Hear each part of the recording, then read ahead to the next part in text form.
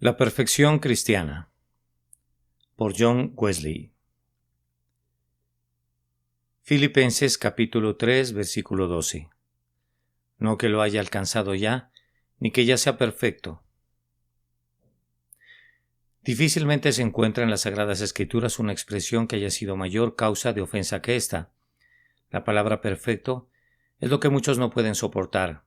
Hasta su mismo sonido les resulta una abominación. Cualquiera que predique la perfección, como se suele decir, afirmando que ella es alcanzable en esta vida, corre el gran peligro de ser considerado por ellos peor que un pagano o un publicano. Por lo tanto, algunos han aconsejado dejar de lado totalmente el uso de dichas expresiones, porque ellas han causado tan grande ofensa.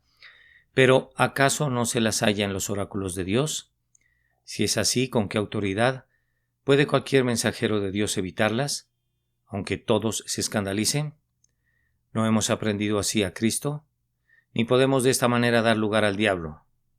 Todo lo que Dios ha hablado debemos hablar nosotros, sea que la gente lo escuche o sea que lo soporten, sabiendo entonces que sólo así puede un ministro de Cristo ser limpio de la sangre de todos, cuando no ha rehuido anunciarles todo el consejo de Dios. Por consiguiente, no podemos dejar de lado estas expresiones dado que son palabras de Dios y no humanas. Podemos y debemos explicar su significado para que los que son sinceros de corazón no erren ni a su mano derecha ni a su mano izquierda, apartándose de la meta del premio de su supremo llamamiento. Y esto es aún mucho más necesario hacerlo, porque en el pasaje recientemente citado el apóstol habla de sí mismo como perfecto, no que lo haya alcanzado ya ni que se sea perfecto. Dice, e inmediatamente en el versículo 15 habla de sí mismo y hasta de otros como perfectos, diciendo, así que todos los que somos perfectos, esto mismo sintamos. Así es que para quitar la dificultad que surge de esta aparente contradicción, y también para dar luz a quienes se esfuerzan por alcanzar el blanco, y para que los cojos no salgan del camino, me esforzaré por mostrar, primero, en qué sentido los cristianos no son, y segundo, en qué sentido son perfectos. En primer lugar, trataré de mostrar en qué sentido los cristianos no son perfectos, y tanto de la experiencia como de las Escrituras surge, primero, que no son perfectos en el conocimiento, no son tan perfectos en esta vida como para ser libres de toda ignorancia. Conocen, puede ser en común con otras personas muchas cosas acerca de este mundo presente, y conocen con respecto al mundo venidero las verdades generales que Dios ha revelado. Asimismo, conocen lo que el hombre natural no percibe porque estas cosas se han de discernir espiritualmente. ¿Cuál amor nos ha dado el Padre para que seamos llamados hijos de Dios? Conocen la operación del poder de su Espíritu en sus corazones y la sabiduría de su providencia que dirige todos sus senderos y que hace que todas las cosas cooperen para su bien. Por cierto, conocen en todas las circunstancias de su vida que requiere el Señor de ellos y cómo tener siempre una conciencia sin ofensa ante Dios y ante los hombres. Pero son incontables las cosas que no conocen. Él es todopoderoso, no podemos encontrarle, es grande en poder. He aquí estas cosas son solo los bordes de sus caminos, pero el trueno de su poder, ¿quién lo puede comprender? No pueden entender. No diré ya cómo es que hay tres que dan testimonio en el cielo, el Padre, el Verbo y el Espíritu Santo, y estos tres son uno. O cómo el eterno Hijo de Dios tomó sobre sí la forma de un siervo, sin ningún atributo ni ninguna circunstancia de la naturaleza divina. Ni tampoco es para ellos saber los tiempos o las sazones, cuando Dios llevará a cabo sus grandes obras sobre la tierra, no, ni aun aquellas que Él ha revelado en parte, mediante sus siervos los profetas desde que comenzó el mundo. Mucho menos saben cuando Dios, habiendo completado el número de sus elegidos, apresurará su reino, ni cuando los cielos pasarán con gran estruendo y los elementos ardiendo serán deshechos. No conocen las razones ni aun de muchas de las dispensaciones presentes para la comunidad, más bien para con la humanidad, sino que se ven obligados a contentarse con ellas, dado que nubes y oscuridad están alrededor de él. Justicia y juicio son el cimiento de su trono. Por cierto que a menudo en su trato con ellos, el Señor les dice, lo que yo hago tú no lo comprendes ahora, mas lo entenderás después. Y cuán poco saben de lo que están siempre delante de sus ojos, aun de las obras visibles de sus manos. Como Él extiende el norte sobre vacío, cuelga la tierra sobre nada. Como Él une todas las partes de esta inmensa máquina, mediante una cadena secreta que no puede ser quebrada. Así de grande es la ignorancia y tan pequeño el conocimiento aun de los mejores de entre los humanos. Nadie pues es tan perfecto en esta vida como para ser libre de toda ignorancia. Tampoco en segundo lugar del error, el cual es ciertamente casi una consecuencia inevitable de lo anterior, teniendo en cuenta que quienes solo conocen en parte se inclinan siempre a errar en cuanto a las cosas que no conocen. Es verdad que los hijos de Dios no se equivocan en cuanto a las cosas esenciales a la salvación. No hacen de la luz tinieblas y de las tinieblas luz, ni se procuran la muerte con su vida extraviada, porque son enseñados por Dios, y el camino es el que les enseña. Camino de santidad es tan llano que el que anduviera en ese camino, por torpe que sea, no se extraviará. Pero en las cosas que no son esenciales a la salvación se equivocan, y ello frecuentemente. Las personas mejores y más sabias se equivocan con frecuencia en cuanto a los hechos, creyendo que no han sucedido cosas que realmente acontecieron, o que fueron hechas cosas que no lo fueron, o suponiendo que no están errados en cuanto al hecho mismo, pueden estarlo con respecto a sus circunstancias, creyendo que ellas o muchas de ellas han sido bien diferentes de lo que en realidad fueron, y de ello solo pueden surgir muchos errores ulteriores. Por lo tanto, pueden creer que algunas acciones presentes o pasadas, que son o fueron malas, son buenas, que son o fueron malas son buenas, y que las que fueron o son buenas son malas. De este modo pueden juzgar acerca del carácter de las personas en desacuerdo con la verdad, y ello no solamente suponiendo que las personas buenas son mejores, o que las malas son peores de lo que son, sino creyendo que son buenas personas los que son muy malvados, o quizá que han sido o son personas malvadas quienes han sido o son santos e irreprochables. Ciertamente, con respecto a las mismas Sagradas Escrituras, por más cuidado que tengan de evitarlo, las mejores personas son falibles y se equivocan día a día, especialmente en cuanto a aquellas partes de las mismas que se relacionan menos inmediatamente a la práctica. Es por ello que muchos hijos de Dios no concuerdan en cuanto a la interpretación de muchos pasajes de las Sagradas Escrituras, pero tampoco esa diferencia de opiniones es prueba de que no hay hijos de Dios, en cualquier de ambos lados. Pero ello sí es prueba de que no hemos de esperar que una persona sea infalible más que lo que esperamos que sea omnisciente. Si se objetase a lo que ha sido observado bajo este y el precedente Acápites de San Juan, hablando a sus hermanos en la fe, dice: «Vosotros tenéis la unción del Santo y conocéis todas las cosas», la respuesta es simple: conocéis todas las cosas que son necesarias para la salud de vuestras almas. Que el apóstol nunca intentó extender esto más allá y que no podía hablar en un sentido absoluto está bien claro. Primero, porque de otro modo estaría calificado al discípulo como más que su maestro. Siendo que Cristo mismo, como hombre, no sabía todas las cosas, él dijo: «Pero de aquel día y de la hora nadie sabe, ni el Hijo sino el Padre». Y está claro en segundo lugar por las propias palabras del apóstol que siguen: «Os he escrito esto sobre los que os engañan», así como por su advertencia frecuentemente repetida: «Nadie os engañe», la cual no hubiera sido en absoluto necesaria si esas mismas personas que tenían la unción del Santo no hubieran sido sujetos solo a la ignorancia, sino también al error. Hasta los cristianos, por consiguiente, no son tan perfectos como para ser libres de la ignorancia o del error. Podemos en tercer lugar agregar: ni tampoco de los defectos, solamente que tengamos cuidado de entender correctamente esta palabra. No demos ese nombre suave a los pecados conocidos como algunos lo hacen. Así una persona nos dice: «Toda persona tiene sus defectos y el mío es la embriaguez». Otro tiene el defecto de la suciedad, otro el de tomar el santo nombre de Dios en vano, y otro más tiene la debilidad de llamar necio a su hermano, o de devolver maldición por maldición. Es muy simple. Todos ustedes, los que así hablan, se irán rápidamente al infierno con sus defectos. Pero quiero significar aquí no solamente los que son correctamente llamados defectos corporales, sino todas aquellas imperfecciones internas o externas que no son de naturaleza moral. Tales son la debilidad o la lentitud del entendimiento, la torpeza o confusión en la comprensión, la incoherencia del pensamiento, la velocidad irregular o pesadez de la imaginación. Tal, para no hacer más mención de esta clase, es la carencia de una memoria lista y retentiva. De otra índole son aquellos que, en alguna medida, padecen lo siguiente: lentitud para hablar, falta de adecuación del lenguaje y pronunciación desagradable, a todo lo cual uno podría agregar otros 1000 defectos sea en la conversación o en el comportamiento. Estas son debilidades que se hallan en las mejores personas en mayor o en menor proporción, y de ellas nadie puede esperar perfecta liberación hasta que el espíritu vuelva a Dios que lo dio. Tampoco debemos esperar ser totalmente libres de la tentación antes de este tiempo. Tal perfección no pertenece a esta vida.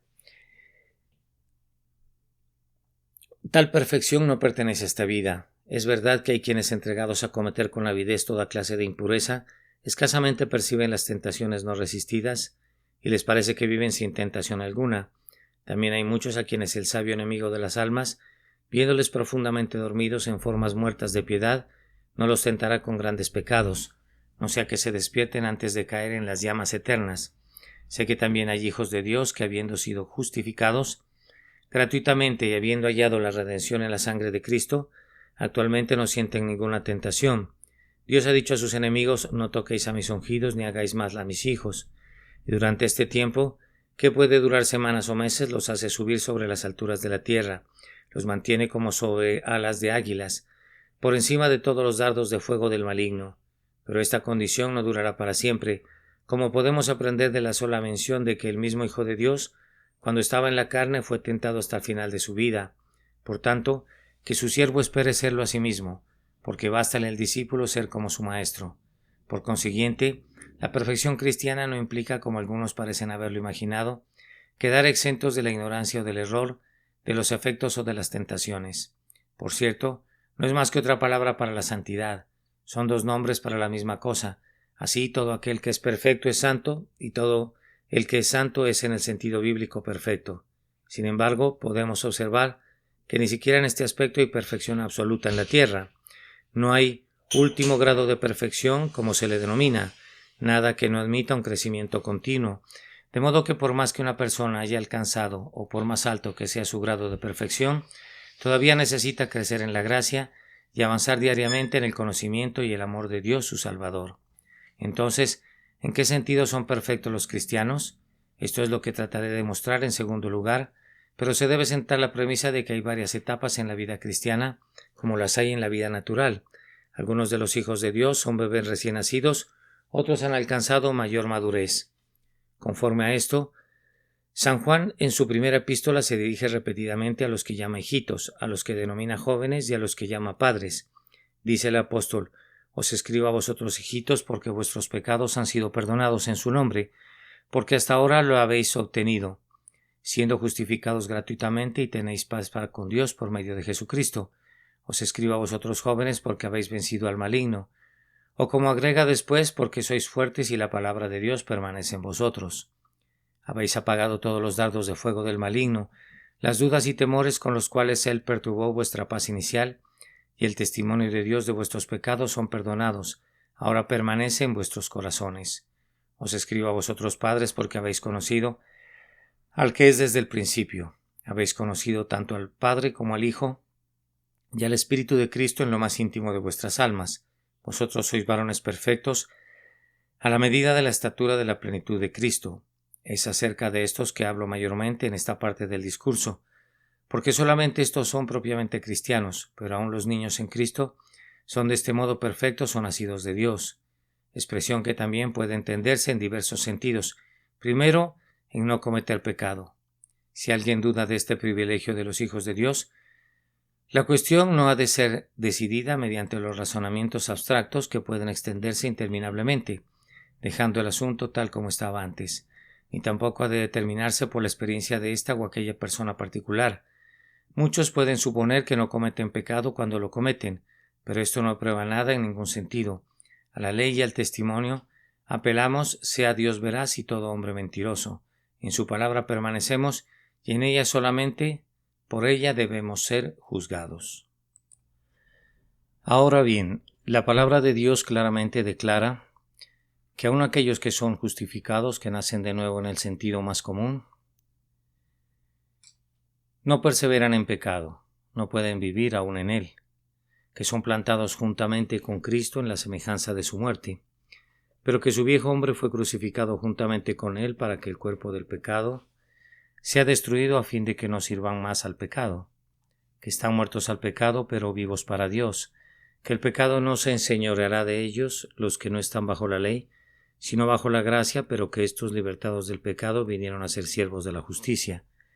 Lo menos que pueden implicar estas palabras es que las personas de quienes aquí se habla, o sea, todos los verdaderos cristianos o creyentes en Cristo, son liberados del pecado externo, y la misma libertad que San Pablo expresa aquí con frases tan variadas, San Pedro la expresa en una: quien ha padecido en la carne, terminó con el pecado para no vivir el tiempo que resta conforme a las concupiscencias de los hombres, sino conforme a la voluntad de Dios. Porque este terminar con el pecado, si ha de ser interpretado en el sentido más común, debe significar el cese del acto externo, de toda transgresión externa de la ley. Pero más explícitas son las bien conocidas palabras de San Juan en el 3 capítulo de su primera epístola, versículo 8 y siguiente: el que practica el pecado es del diablo, porque el diablo peca desde el principio. Para esto apareció el Hijo de Dios, para deshacer las obras del diablo. Todo aquel que es nacido de Dios no practica el pecado, porque la simiente de Dios permanece en él, y no puede pecar porque es nacido de Dios. Y aquellas en el capítulo 5, versículo 18, aquellas palabras que dicen: sabemos que todo aquel que ha nacido de Dios no practica el pecado, pues aquel que fue engendrado por Dios le guarda, y el maligno no le toca. Ciertamente se dice que esto solamente significa que no peca voluntariamente, o que no comete pecado habitualmente, o no como lo hacen otras personas, o no como lo hacía antes. ¿Pero quién dijo esto? ¿Acaso Juan? No. No hay tales palabras en el texto, ni en todo el capítulo, ni en toda la epístola, ni en ninguna parte de sus escritos. Entonces la mejor manera de responder a una afirmación atrevida es simplemente negarla, y si alguien puede probarlo mediante la palabra de Dios, que presente sólidas razones. Y hay un tipo de razón que ha sido invocada frecuentemente para sostener estas extrañas afirmaciones, tomadas de ejemplos registrados en la palabra de Dios. Nos dicen: ¿y qué? ¿Acaso Abraham mismo no cometió pecado prevaricando y negando a su esposa? ¿Acaso no cometió pecado Moisés cuando provocó a Dios junto a las aguas de la rencilla? Y además, para presentar un caso que vale por todos, ¿no cometió pecado David, el varón conforme al corazón de Dios, en el asunto de Urías el heteo hasta el asesinato y el adulterio? Es ciertísimo que lo hizo. Todo esto es verdad, pero ¿qué deducirías de ello? Puede concederse primeramente que David, en el curso general de su vida, fue uno de los hombres más santos que hubo entre los judíos, y segundo, que el más santo de los judíos a veces cometió pecado. Pero si de esto has de deducir que todos los cristianos cometen y deben cometer pecados mientras vivan, negamos terminantemente esta conclusión. Jamás habría de seguirse de tales premisas. Jamás habrá de seguirse tales premisas. Los que así argumentan parece que nunca han considerado la declaración de nuestro Señor. De cierto os digo, entre los que nacen de mujer no se ha levantado otro mayor que Juan el Bautista, pero el más pequeño en el reino de los cielos mayor que él.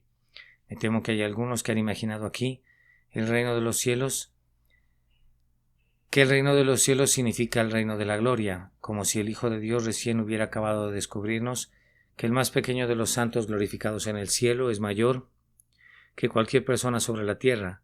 Mencionar esto es suficiente para refutarlo. Por tanto, no puede haber duda de que aquí el reino de los cielos, como en el versículo siguiente, donde se dice que sufre de violencia, o el reino de Dios, como lo denomina San Lucas, es ese reino de Dios sobre la tierra, al cual todos los verdaderos creyentes en Cristo, todos los genuinos cristianos pertenecen.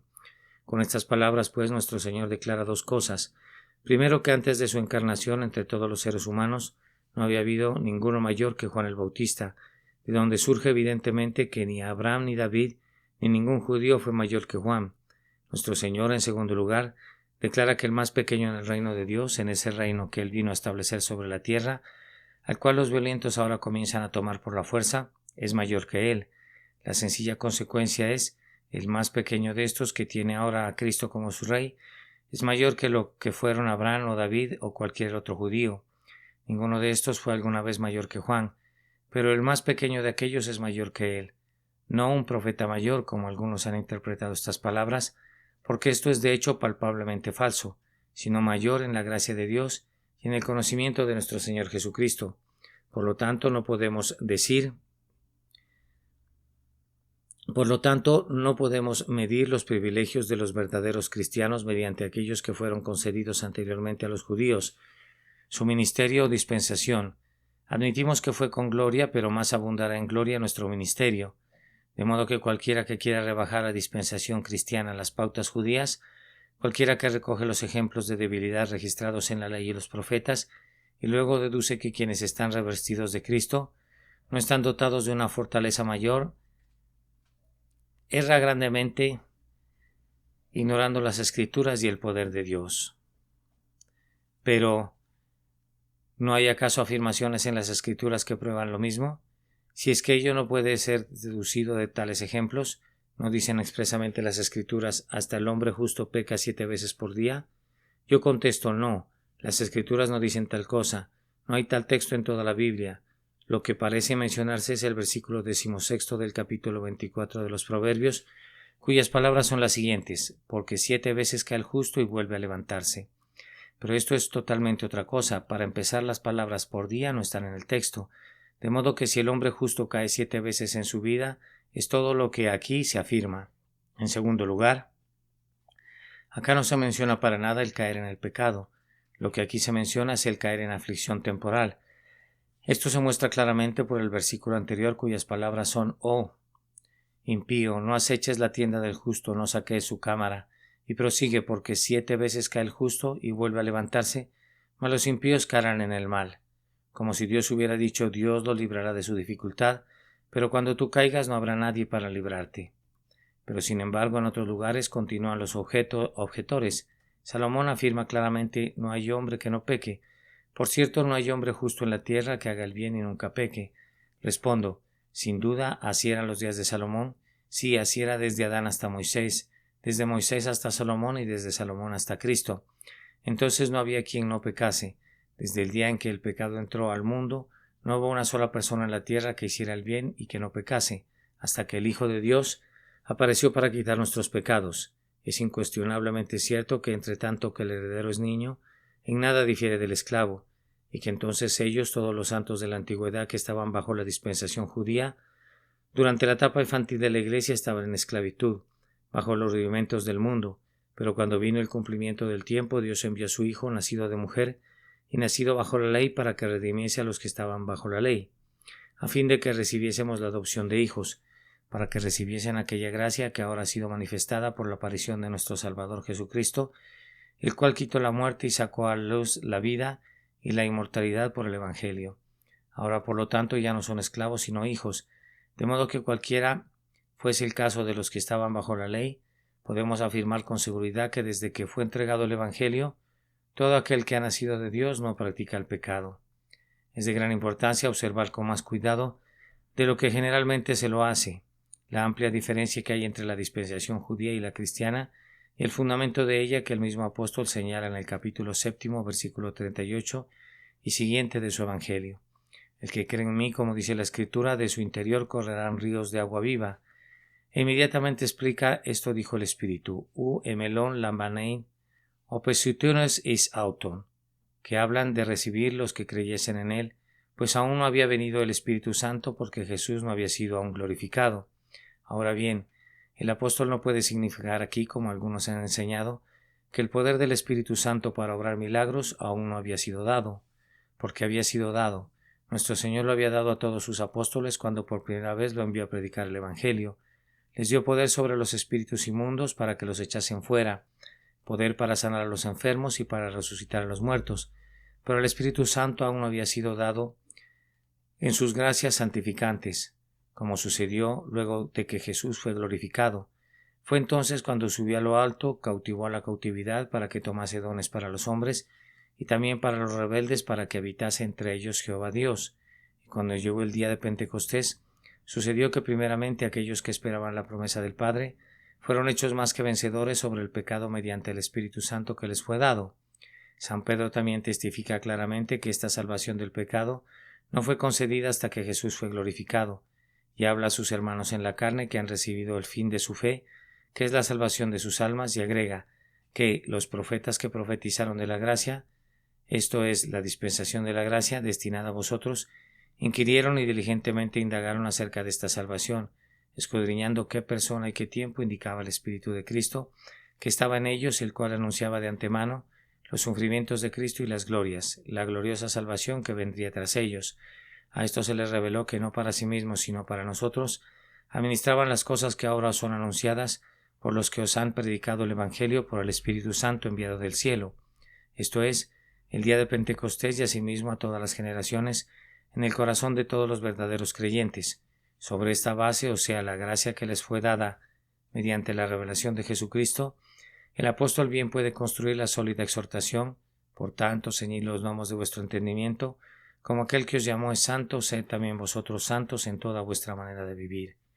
Los que han considerado debidamente estas cosas deben admitir que los privilegios de los cristianos no deben ser de ninguna manera medidos por lo que el Antiguo Testamento registra acerca de aquellos que estaban bajo la dispensación judía, y viendo que la plenitud de los tiempos ha llegado ahora, que el Espíritu Santo ha sido dado y la gran salvación de Dios ha sido dada a los humanos mediante la revelación en Jesucristo, el reino de los cielos ahora ha sido traído a la tierra, acerca de lo cual el Espíritu de Dios antiguamente declaró: porque tan lejos está David de ser el modelo o la norma de la perfección cristiana, el que entre ellos fuere débil en aquel tiempo será como David, y la casa de David como Dios, como el ángel de Jehová delante de ellos.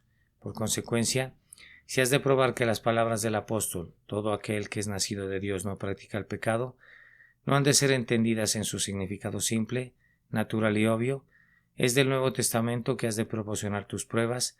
De otro modo, estarás luchando como quien golpea al aire, y la primera de ellas, que generalmente se presenta, está tomada de ejemplos registrados en el Nuevo Testamento. Los apóstoles mismos, se dice, cometieron pecado, y ciertamente los mayores de ellos, Pedro y Pablo, mediante su aguda contienda con Bernabé, y Pedro con su simulación en Antioquía. Bien, supongamos que entonces Pedro y Pablo cometieron pecado. ¿Qué vas a deducir de ello? ¿Que todos los otros apóstoles cometieron pecado algunas veces? No hay sombra de prueba para esto. ¿O deducirías entonces que todos los otros cristianos de la era apostólica cometieron pecado? Peor que peor.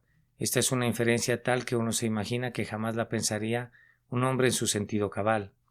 O arguirías así: si 2 de los apóstoles pecaron una vez, entonces todos los otros cristianos en todos los tiempos cometen y cometerán pecado mientras vivan. Oh, hermano mío, cualquier persona de entendimiento común se avergonzaría de tal razonamiento.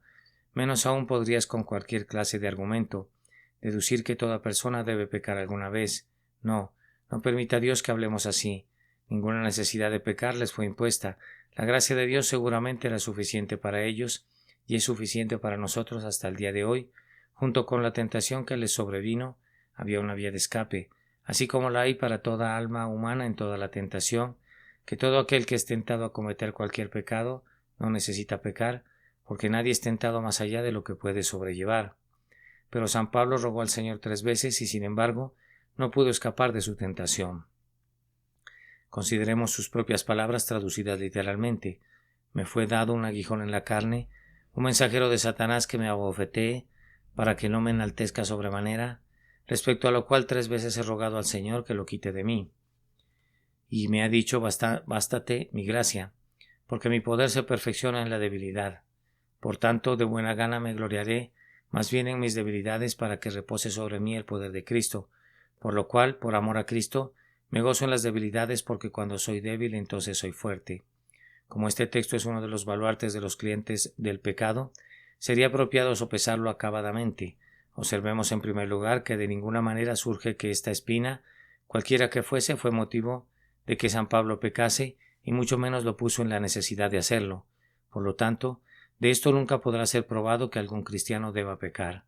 En segundo lugar, los antiguos padres nos informan que se trataba de un padecimiento corporal, un violento dolor de cabeza hacia Tertuliano, con lo cual concuerdan Crisóstomo y San Jerónimo.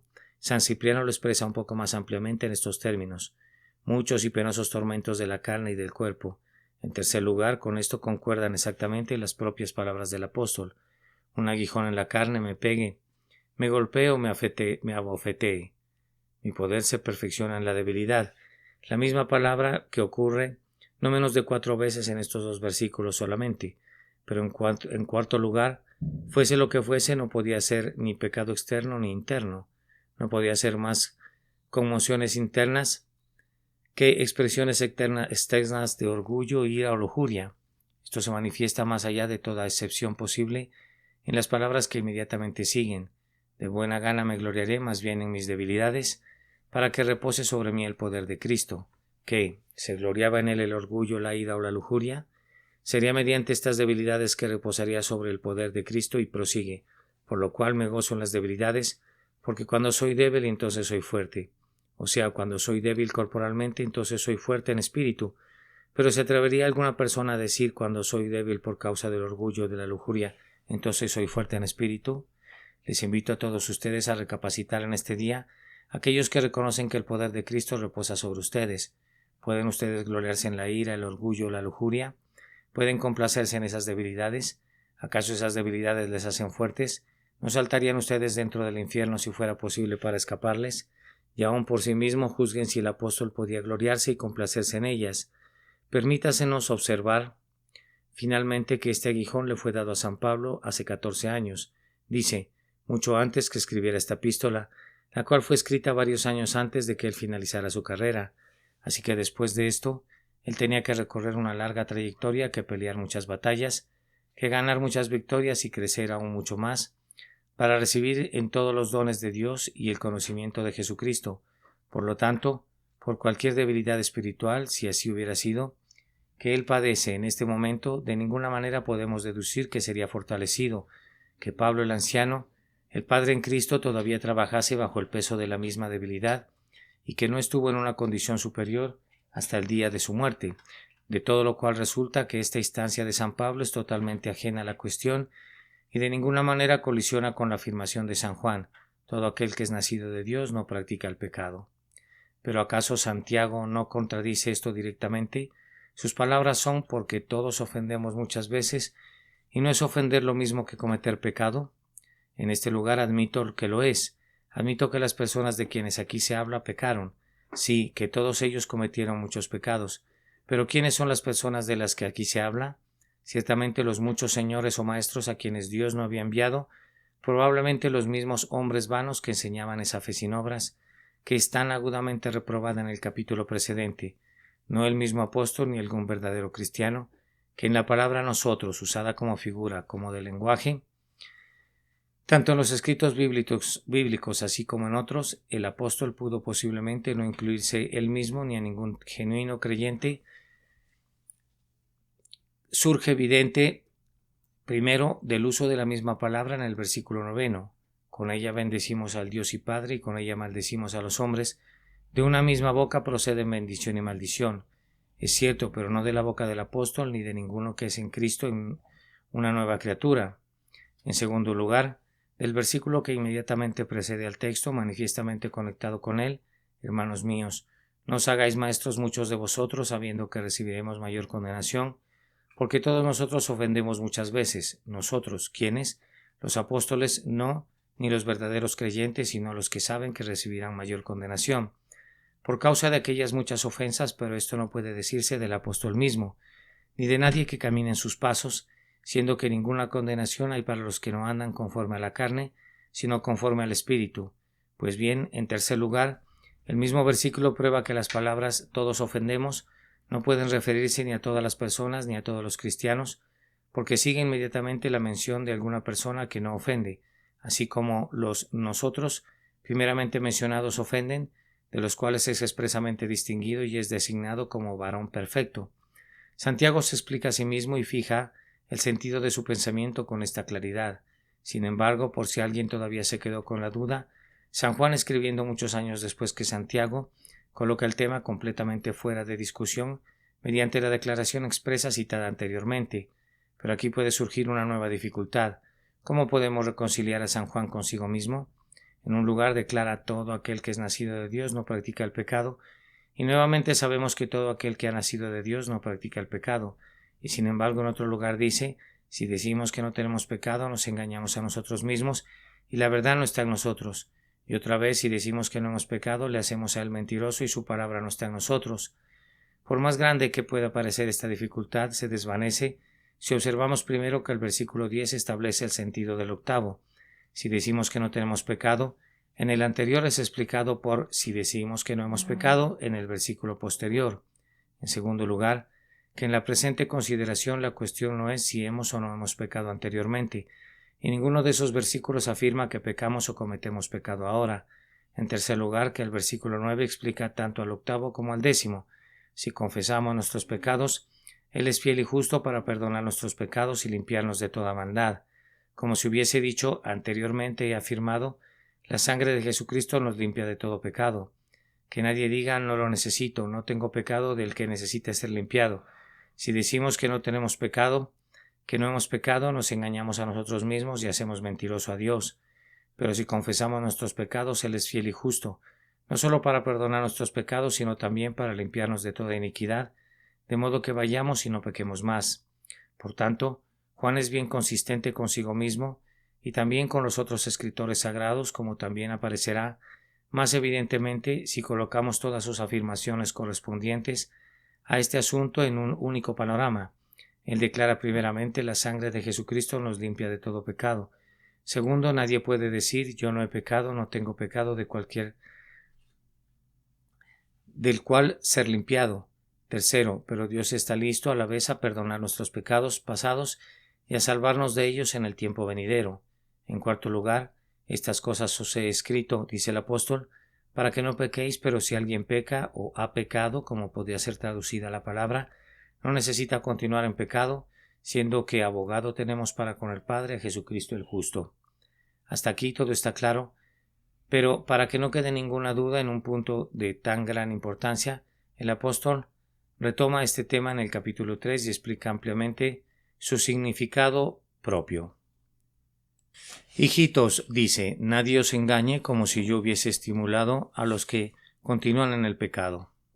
El que hace justicia es justo, como Él es justo. El que practica el pecado es el diablo, porque el diablo peca desde el principio. Para esto apareció el Hijo de Dios, para deshacer las obras del diablo. Todo aquel que es nacido de Dios no practica el pecado, porque la simiente de Dios permanece en él y no puede pecar, porque es nacido de Dios. En esto se manifiestan los hijos de Dios y los hijos del diablo.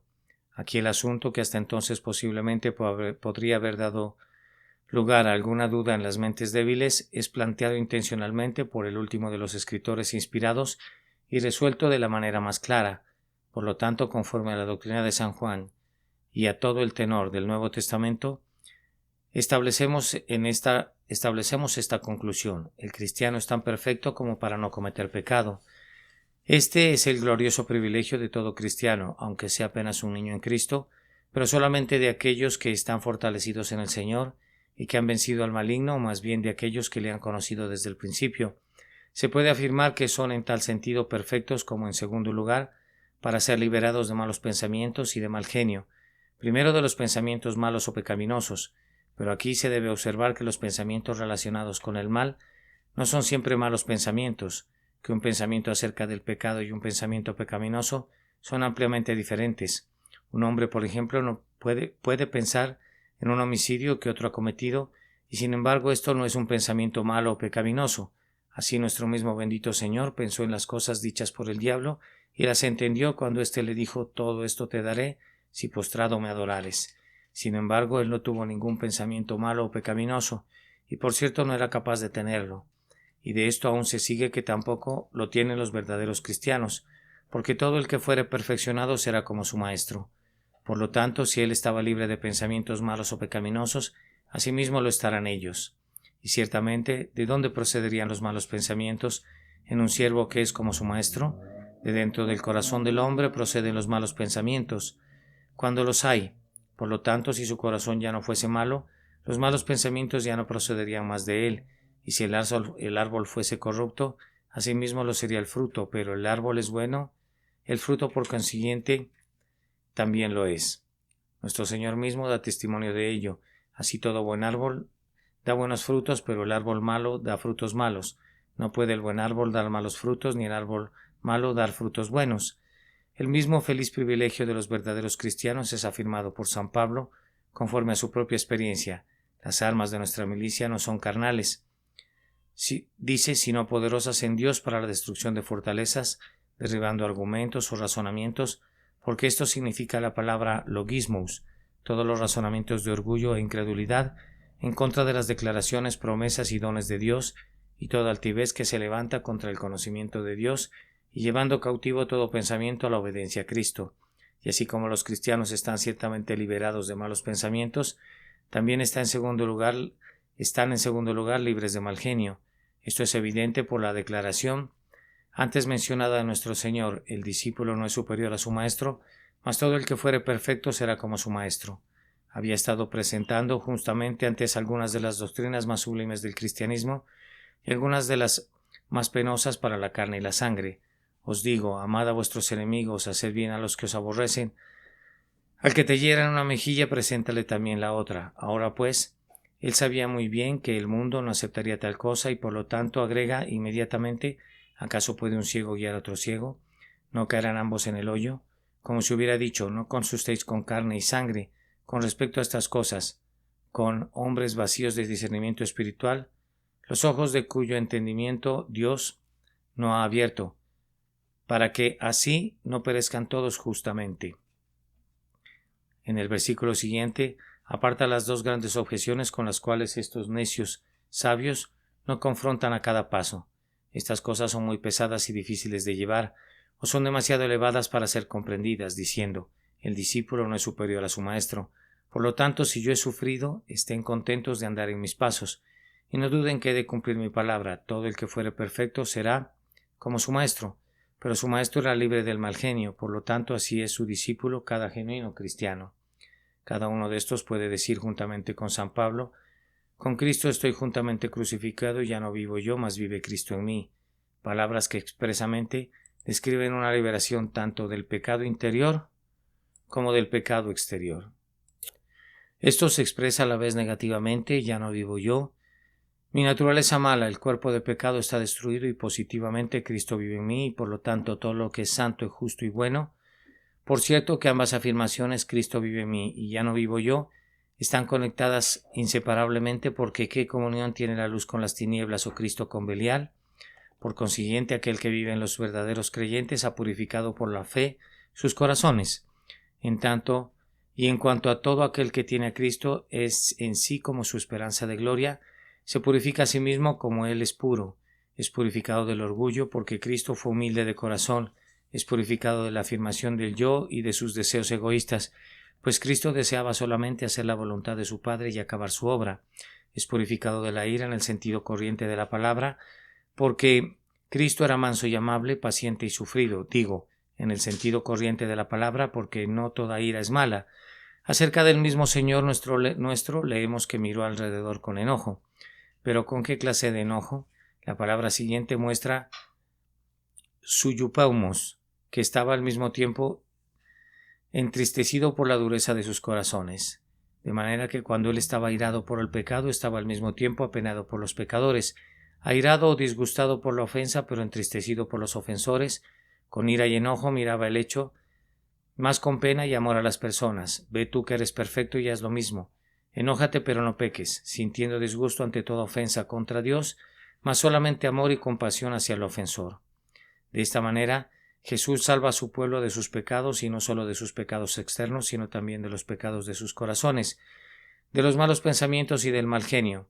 Es verdad, dice algunos, de esta manera seremos salvos de nuestros pecados, pero no antes de la muerte, no en este mundo. Pero ¿cómo vamos a reconciliar esto con las palabras explícitas de San Juan? En esto se ha perfeccionado el amor en nosotros, para que tengamos confianza en el día del juicio, pues como Él es, así somos nosotros en este mundo. Aquí el apóstol, más allá de toda contradicción, habla de sí mismo y de otros cristianos vivientes, acerca de los cuales, como si hubiera previsto esta evasión y se hubiera dedicado a derribar a partir de su fundamento, afirma terminantemente que no sólo con la muerte o después de ella, sino en este mundo son como su maestro. Con esto concuerdan exactamente sus palabras en el primer capítulo de esta epístola: Dios es luz y no hay ningunas tinieblas en él. Si andamos en luz como Él está en luz, tenemos comunión unos con otros, y la sangre de Jesucristo su Hijo nos limpia de todo pecado. Y otra vez, si confesamos nuestros pecados y limpiamos de toda maldad. Ahora bien, es evidente que el apóstol también aquí habla de una liberación efectuada en este mundo, porque no dice la sangre de Cristo limpiará a la hora de nuestra muerte o en el día del juicio, sino que nos limpia, a nosotros, cristianos vivientes en tiempo presente, de todo pecado, y es igualmente evidente que si algún pecado permanece, no somos limpios de todo pecado. Si alguna iniquidad permanece en el alma, no está limpia de toda iniquidad, y que tampoco ningún pecador contra su propia alma diga que esto se refiere solamente a la justificación o a nuestra limpieza por la culpa del pecado. Primero, porque esto es confundir lo que claramente distingue el apóstol, quien primero menciona para perdonar nuestros pecados y luego limpiarnos de toda maldad.